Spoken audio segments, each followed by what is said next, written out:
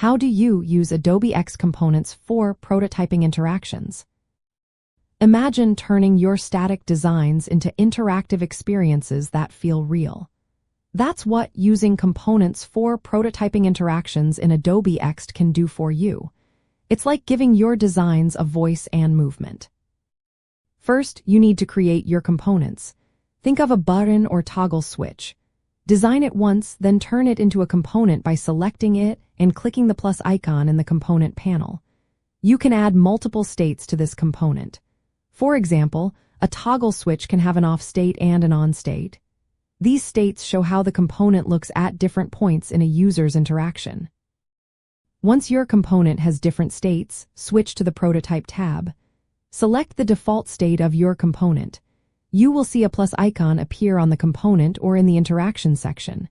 Click it to add an interaction. You can choose from triggers like tap, hover, keys, gamepad, or voice. Tap is the most common for mobile, while hover works well for desktop. After choosing your trigger, pick the action type.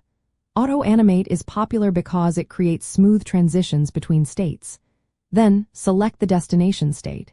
For example, if a button is pressed, you want it to change to a pressed state or toggle to another.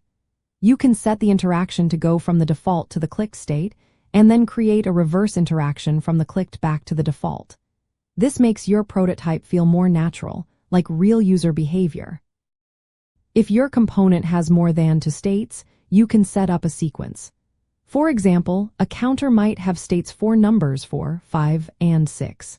You add tap interactions from one state to the next, creating a flow that feels like a real app. You can also design micro-interactions, like dragging a card to delete it.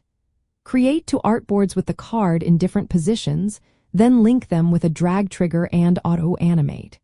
4 hover effects, designed to states where an element changes color or size, then link them with a hover trigger. You can add multiple interactions to one component.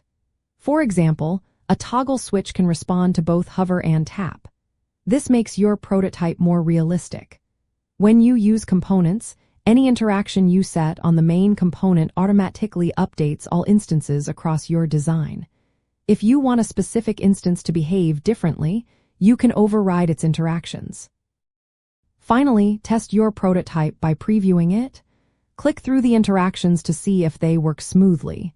Adjust the timing or transitions if needed. Keep your component states organized and clearly named. This helps you quickly set up interactions and make changes later. Mastering component interactions in Adobe XD lets you craft prototypes that are both detailed and easy to update. It's a powerful way to show how your designs will work in real life, all while saving time through reusable elements.